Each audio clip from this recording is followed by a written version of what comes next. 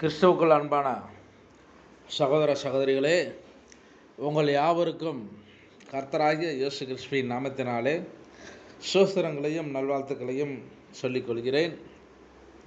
இந்த நாளிலே நாம் ஆராய்ச்சிக்காக எடுத்திருக்கின்ற புத்தகம் பிரசங்கி என்ற புத்தகத்தை குறித்து இன்று நாம் ஆராய்ச்சி செய்ய போகிறோம்.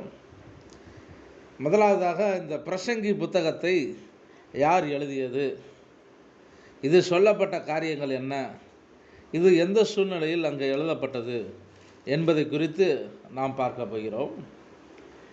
இந்த சாலமோனுடைய 3 புத்தகங்களில் நீதிமொழிகள், பிரசங்கி, உன்னதப்பாட்டு, இந்த 3 புத்தகங்களை நாம் சொல்லலாம். இந்த சாலமோன் யார் என்றால், தாவீது ராஜாவுடைய மகனாக இங்கே பார்க்கிறோம். இந்த சாலமோன் 3 புத்தகங்களை அவன் எழுதியிருக்கிறான். நீதிமொழிகள், பிரசங்கி, உன்னதப்பாட்டு. இந்த நீதிமொழிகள் எதை பற்றி சொல்லுகிறது என்றால், ஞானத்தை பற்றி அங்கே கூறுகிறது. பிரசங்கி எதை பற்றி கூறுகிறது என்றால், அது மதியீனத்தை பற்றி அங்கே சொல்லுகிறது. இந்த உன்னதப்பாட்டு என்ன சொல்லுகிறது என்றால், அது நேசத்தை பற்றி அங்கே சொல்லுகிறது. இங்கே இந்த 3 புத்தகங்களும் ஒவ்வொரு காரியங்களை அங்கே சொல்லுகிறது. இந்த நீதிமொழிகளானது இங்கே ஒரு பழமொழியாக அங்கே ஒரு சிறிய நோக்கத்தோடு அங்கே சொல்லப்படுகிறது, ஒரு சிறிய வாக்கத்தில் சொல்லப்படுகிறது. ஆனால் இந்த பிரசங்கியை இங்கே பார்க்கும்போது அது மதியீனத்திற்கு ஒப்பாக, மதியீனத்திலிருந்து அங்கே காரியத்தை எடுத்துரைக்கிற காரியத்தாக அங்கே இந்த சாலமோனானவன் அங்கே பேசுகிறான். இந்த உலக ஞானமானது இந்த வேதத்தில் இருக்கிறது. இங்கு மனிதனுடைய வாதமானது அங்கே என்ன அங்கே சொல்லப்படுகிறது. இந்த சாலமோன் ராஜாவானவன் அவனுடைய வாழ்க்கையிலே ஒரு நிலை தழுவி அதற்கு பின்பாக இந்த பிரசங்கி புத்தகத்தை அங்கே எழுதுகிறான். தன்னுடைய அனுபவங்களை பிறருக்கு எச்சரிக்கையாக, ஒரு போதனையாக இங்கே சாலமோனானவன் இந்த புத்தகத்தை எழுதி வைக்கிறான்.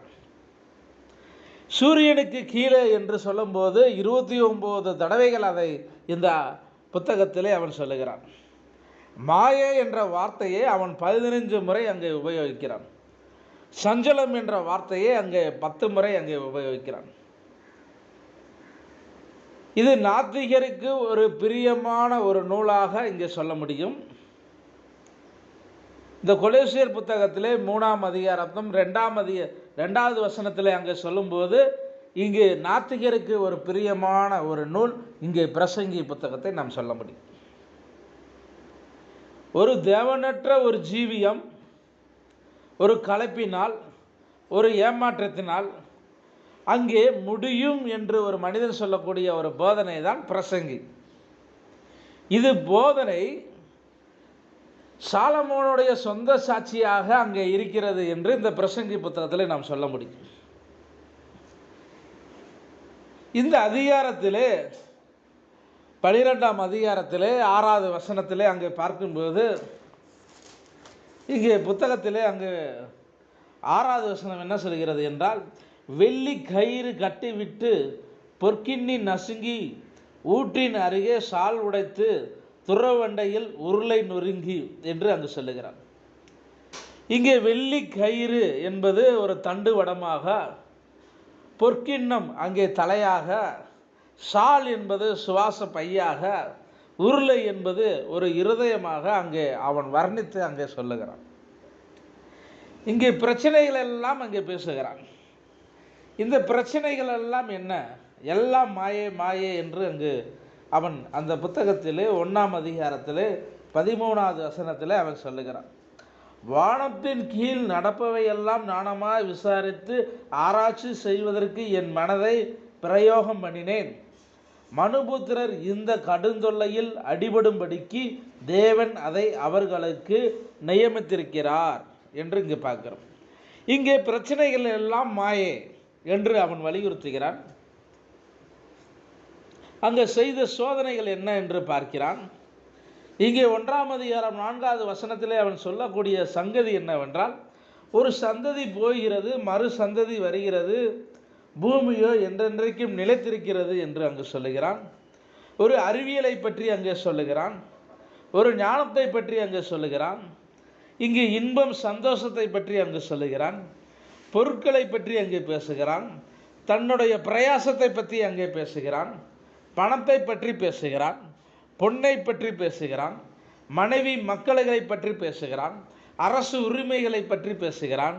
சம்பாத்தியத்தை பற்றி பேசுகிறான். குடியை பற்றி பேசுகிறான். கட்டிடத்தை பற்றி பேசுகிறான். இசையை பற்றி பேசுகிறான். இப்படியாய் அங்கே ஒவ்வொரு காரியத்தையும் செய்த சோதனைகள் எல்லாம் மாயே மாயே மாயே என்று அவன் அந்த பிரசங்கி புத்தகத்திலே அவனுடைய சாட்சியானது இவ்வளவு காரியங்களை உள்ளடக்கி அவன் பேசிக்கொண்டு வருகிறான். இந்த சோதனையின் முடிவுகள் அங்கே என்னவா இருக்கும்? அதை குறித்து இங்கே 12ஆம் அதிகாரத்திலே அவன் 13-14 வசனத்திலே அவன் சொல்லுகிறான். இங்கே பிரசங்கி 12ஆம் அதிகாரம் 13-14 சொல்லக்கூடிய காரியம் என்னவென்றால், காரியத்தின் கடைத்தொகையை கேட்போமாக, தேவனுக்கு பயந்து அவர் கற்பனைகளை கைக்கொள். எல்லா மனுஷர் மேலும் விழுந்த கடமை இதுவே. ஒவ்வொரு கிரியையும் அந்தரங்கமான ஒவ்வொரு காரியத்தையும் நன்மையானாலும் தீமையானாலும் தேவன் நியாயத்திலே கொண்டு வருவார் என்று அவன் ஒரு காரியத்தை அங்கே சொல்லுகிறான். இது ஒரு முக்கியமான வசனங்களாக அங்கே பார்க்க முடிகிறது. இந்த பிரசங்கியானது இந்த சாலமோன் 12 அதிகாரத்தை கொண்டு அங்கே எழுதியிருக்கின்றான். சுமார் 222 வசனங்கள் அந்த புத்தகத்திலே காணப்படுகிறது. ஒவ்வொரு காரியமும் அங்கே பார்க்கும்போது ஒரு முக்கிய வசனமாக இந்த சாலமோனுடைய பிரசங்கி 1ஆம் அதிகாரம் 7ஆம் வசனத்தை பார்க்கும்போது, எல்லா நதிகளும் சமுத்திரத்திலே ஓடி விழுந்தும் சமுத்திரம் நிரம்பாது, தாங்கள் உற்பத்தியான இடத்திற்கே நதிகள் மறுபடியும் திரும்பும் என்று அங்கு சொல்லுகிறான். ஒவ்வொரு காரியமும் அவன் வாழ்க்கையிலே சோதனையிலே அவன் சந்தித்த ஒரு அனுபவத்தை அங்கே சாட்சியாக இந்த புத்தகத்திலே அவன் எழுதியிருக்கிறான். நீதிமொழியில் 3000க்கு மேற்பட்ட வசனங்களை அவன் எழுதியிருக்கிறான். ஆனால் தேவன் பரிசுத்த ஆவியானவர் அவன் எழுதிய காரியத்திலே சிலவற்றை அங்கே நீதிமொழிகள் புத்தகத்திலே 31 அதிகாரங்களை மட்டுமே இங்கே புத்தகத்திலே வேத புத்தகத்திலே உபயோகப்படுத்தியிருக்கிறார். ஆனால் ஆராய்ச்சியிலே பார்க்கும்போது அநேகமான காரியங்களை இந்த சாலமோனானவன் அவன் அனுபவ சாட்சியாக அங்கே சொல்லியிருக்கிறான். இந்த 3 புத்தகங்களும் ஒவ்வொரு காரியத்தை அங்கே சொல்லித் தருகிறது. இந்த நீதிமொழிகள் ஒரு மனிதனுக்கு தேவையான ஞானத்தை கற்றுத்தருகிறது. பிரசங்கி ஒரு மதியீனம் எப்படி அங்கே ஒரு மனிதனை ஆட்கொள்கிறது, மாயை என்பதை குறித்து அவன் பேசுகிறான். உன்னத பாட்டு அது ஒரு இயற்கையை ஒப்பிட்டு ஒரு நேசரை, தேவனை அங்கே நேசத்தை, அவருடைய நேசத்தை அங்கே அவன் ஒரு பாட்டாக அங்கே உன்னத பாட்டிலே அவன் நிரூபித்து கவிதையாக அங்கே எழுதுகிறான். ஒவ்வொரு காரியத்தையும் நாம் சாலமோனின் மூலமாக நாம் கற்றுக்கொள்ள முடியும். அவனுடைய அனுபவம் நமக்கு இந்த பிரசங்கி புத்தகத்தை அங்கே நமக்கு கற்றுத்தருகிறது. அவன்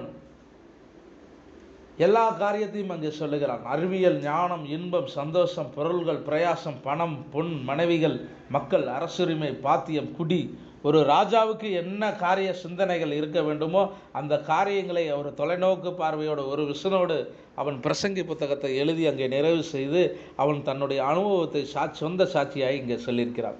இன்றைய நாட்களிலே இந்த பிரசங்கி புத்தகத்தை பற்றி நாம் ஆராய்ச்சி செய்திருக்கிறோம். அதிகமாக படித்து பார்த்தால் நமக்கு அதிகமான காரியங்களை இந்த புத்தகம் நமக்கு கற்றுத்தரும். ஒரு உலக ஞானமானது இந்த பிரசங்கி புத்தகத்திலே அங்கே சொல்லப்பட்டிருக்கிறது, எழுதப்பட்டிருக்கிறது. நன்றாக படித்து பாருங்கள். அதிகமான காரியங்கள் அங்கு தெரியும். 12 அதிகாரங்களும் ஒவ்வொரு வசனங்களும் ஒவ்வொன்றிலும் ஜீவன் இருக்கிறது. ஒவ்வொரு காரியங்களும் ஒவ்வொரு அனுபவத்தை அங்கே கற்றுத்தருகிறது. இந்த பிரசங்கி புத்தகமானது நமக்கு இந்த விதமாக இன்றைக்கு ஆராய்ச்சிக்கு எடுத்து நம்ம நிறைவு செய்திருக்கிறோம். கர்த்தர் தாமே இந்த வார்த்தையை ஆசீர்வதிப்பாராக. ஆமேன்.